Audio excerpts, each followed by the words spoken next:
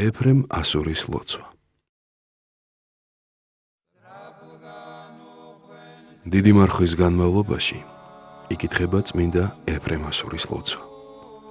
ეს მოკლე, მაგრამ მეტად მნიშვნელოვანი ლოცვა ყველა ქრისტიანისათვის.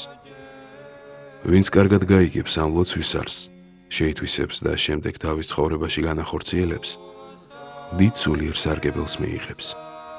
ლოცვა ასე იწყება. უფალო და მეუფეო ცხოვრებისა ჩემისაო. პირველივე სიტყვებიდანვე წმინდა მამა მისი ცხოვრების მეუფედ უფალს ასახელებს, რითაც აცხადებს, რომ ყოვლის მყრობელი ღვთისმორჩილია. მისი ცხოვრების წარმმართველად მხოლოდ ღვთისმცნებებს მიიჩნევს. იგი სთხოვს უფალს იმ დაძლევაში შეეწიოს, რაც დამაბრკოლებელია ამ მცნებათა აღსასრულებლად. სულ საუქმობისასა ნუ მიმცემ მე. სული უქმობისა ის არის, როდესაც ადამიანს არ უყვარს შრომა და უსაქმრობაში ატარებს დროს. ამგვარი სული აქვს ზარმაც და მცონარე ადამიანს. დროის ცუდად ფლანგვა მძიმე და საშინელი ცოდვაა, რადგან უსაქმური ადამიანი ადვილად ვარდება ყველანაირ ცოდვაში. როგორც გამოცდილი ღვაწლმოსილი ადამიანები ამბობენ, უქმობა დედაა ყველანაირი ცოდვისა.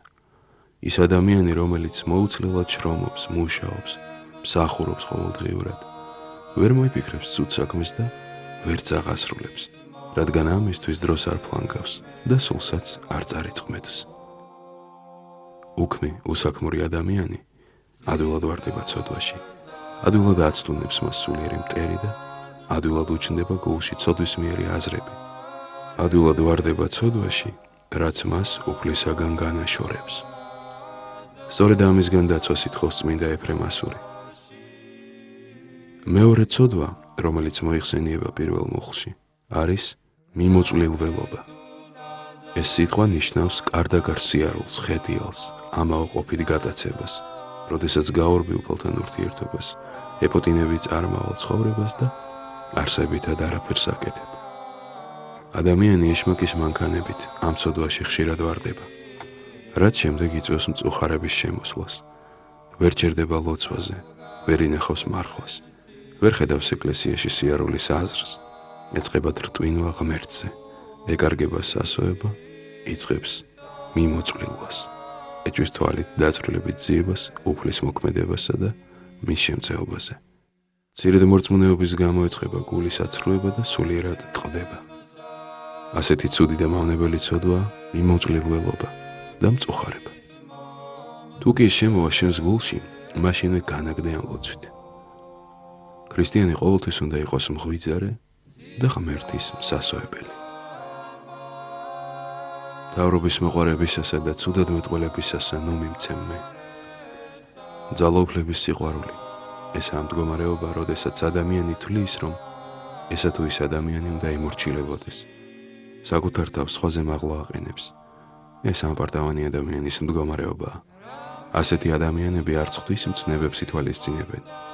უმეტესად საკუთარი შეხედულებით იღებენ გადაწყვეტილებებს და სხვებსაც აიძულებენ მათი შეხედულება მიიღო. რის გამოც ღვთის სიყვარულს, იმდაბლესა და მორჩილებას კარგავენ ცხონების შესაძლებლობასაც.